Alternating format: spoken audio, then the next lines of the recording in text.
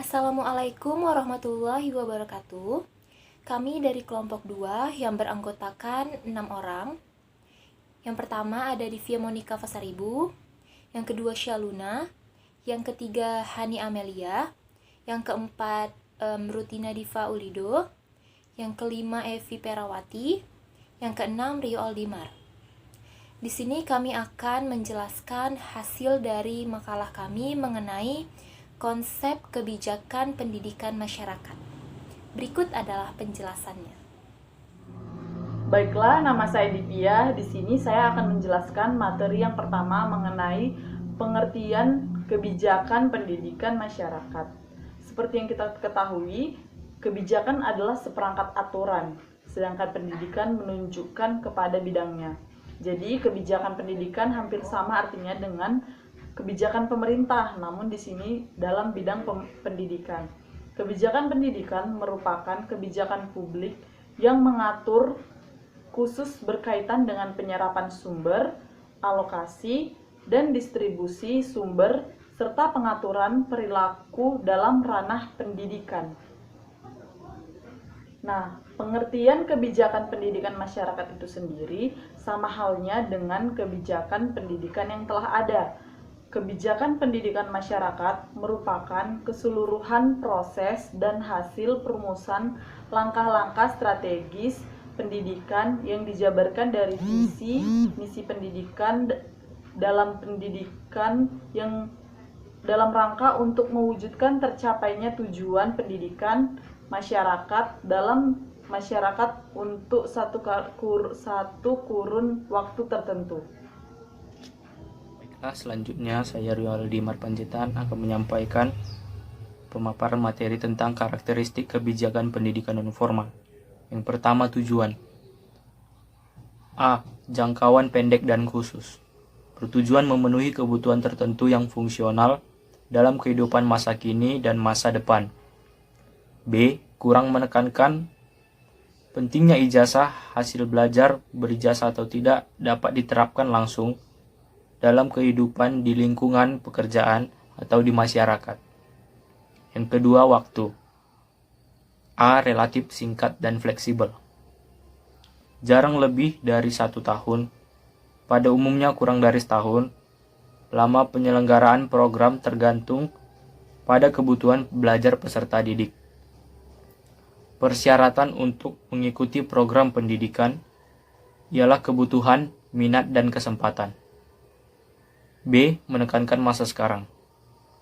Memusatkan layanan untuk memenuhi kebutuhan terasa peserta didik dalam meningkatkan kemampuan sosial ekonominya yang berguna bagi masa depan kehidupannya. C. Menggunakan waktu tidak terus-menerus. Yang ketiga ada isi program.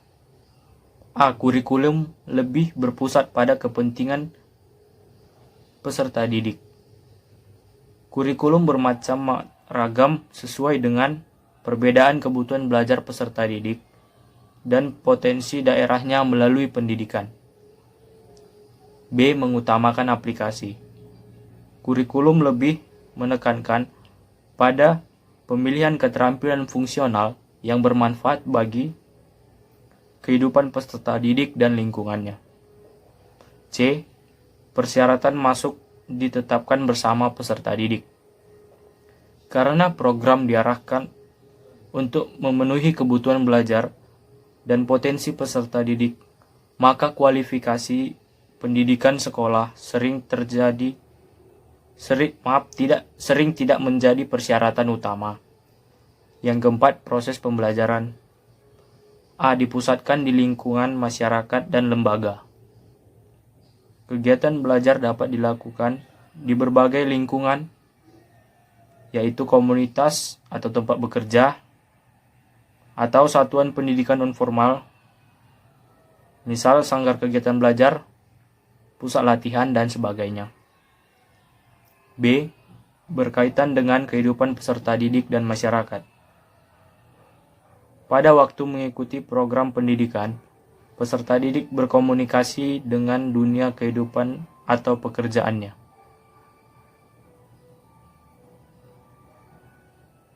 C. Struktur program yang luas. Jenis dan urutan program kegiatan belajar bervariasi. Pengembangan program dapat dilakukan sewaktu program sedang berjalan. D. Berpusat pada peserta didik.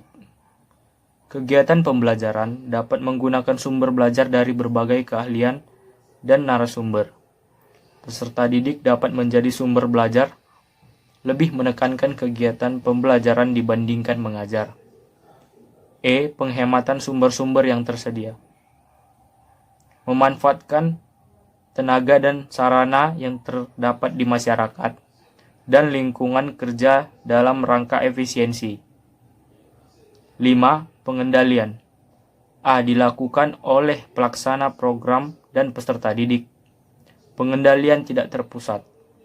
Koordinasi dilakukan antara lembaga-lembaga terkait. Otonomi pada tingkat program dan daerah dengan menekankan inisiatif dan partisipasi masyarakat. B. Pendekatan demokratis. Hubungan antara peserta didik dengan pendidik bercorak hubungan sejajar atas dasar kefungsian. Pembinaan program dilakukan secara demokratik. Baiklah, saya Evi Ferawati Siombing akan melanjutkan materi yang selanjutnya, yakni prinsip-prinsip kebijakan pendidikan masyarakat. Yang pertama, belum tuntasnya layanan program wajib belajar pendidikan dasar 9 tahun yang dilakukan oleh sekolah-sekolah. Oleh karena itu, PLS muncul untuk memenuhi kebutuhan masyarakat. Kemudian yang kedua, pendidikan luar sekolah sekarang ini dalam rangka membantu menuntaskan program wajib belajar pendidikan dasar 9 tahun, dilibatkan dalam layanan pendidikan program wajib belajar tersebut. Yang ketiga, prinsip pendidikan luar sekolah yakni tidak terlalu kaku dalam pengembangan program layanan bagi pemenuhan kebutuhan warga masyarakat. Kemudian yang keempat, prinsip pendidikan luar sekolah menonjolkan pada kegiatan yang berorientasi pada kepelatihan kerja dalam rangka pencapaian peningkatan pendapatan.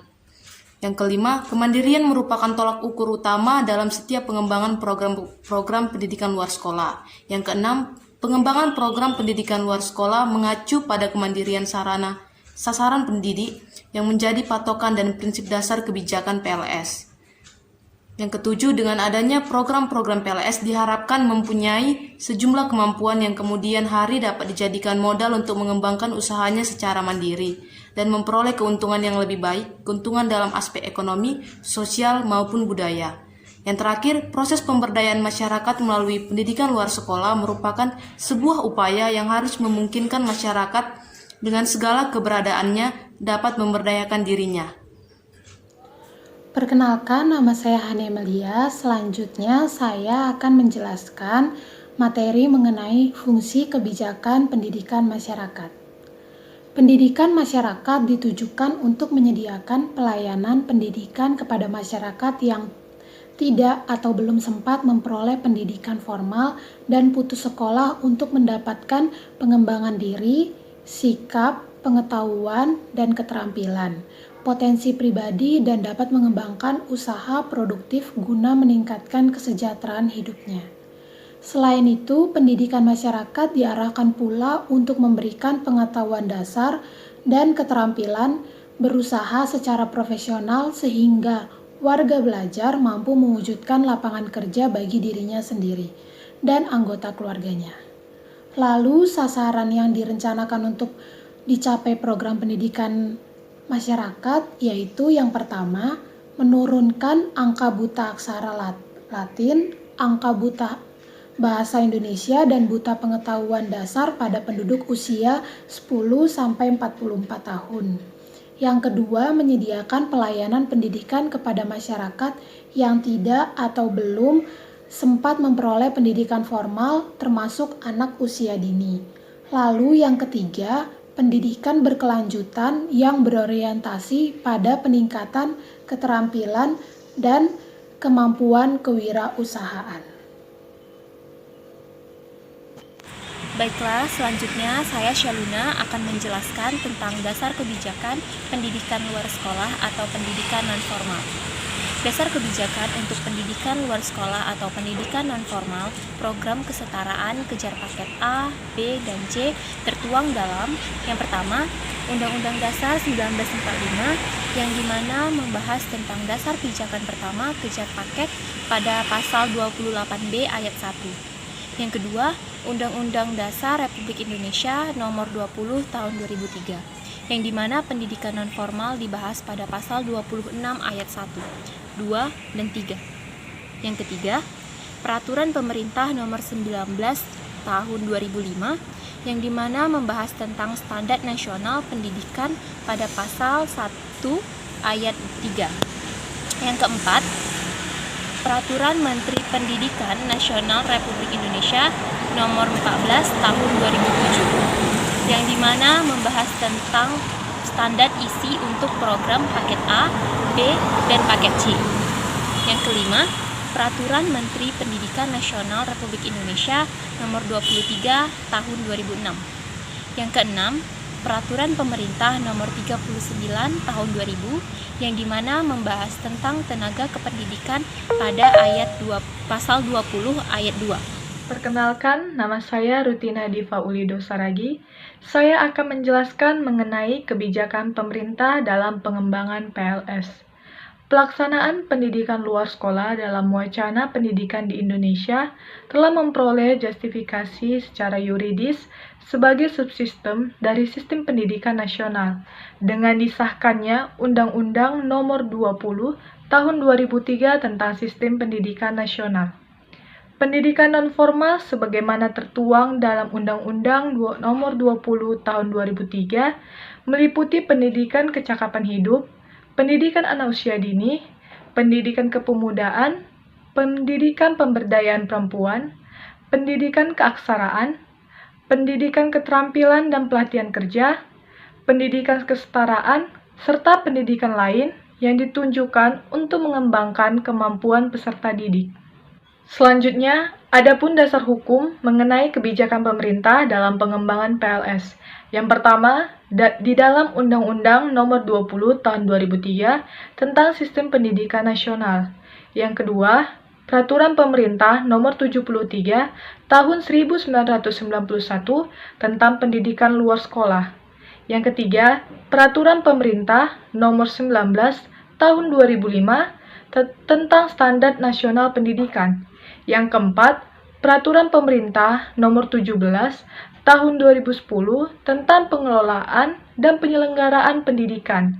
Yang kelima, Peraturan Menteri Pendidikan Nasional Nomor 31 Tahun 2007 tentang struktur organisasi dan tata kerja Direktorat Jenderal Pendidikan Anak Usia Dini, Non-Formal dan Informal. Yang keenam, Peraturan Menteri Pendidikan Nasional Nomor 49 Tahun 2007 tentang Standar Pengelolaan Pendidikan oleh Satuan Pendidikan Non-Formal. Yang ketujuh, Peraturan Menteri Nomor 14 Tahun 2007 tentang Standar Isi Program Paket A, Paket B, dan Paket C. Yang kedelapan, Peraturan Menteri Nomor 1 Tahun 2008 tentang Standar Proses Pendidikan Khusus. Yang kesembilan, Peraturan Menteri Nomor 3 Tahun 2008 tentang standar proses program paket A, paket B, paket C. Yang ke-10, Peraturan Menteri Nomor 35 Tahun 2006 tentang pedoman pelaksanaan Gerakan Nasional Percepatan Penuntasan Wajib Belajar Pendidikan Dasar 9 tahun dan pembentukan pendidikan buta aksara. Demikianlah pemaparan materi dari kelompok kami mengenai konsep kebijakan Penmas. Semoga bisa menambah pengetahuan dan wawasan bagi kita semua. Wassalamualaikum warahmatullahi wabarakatuh.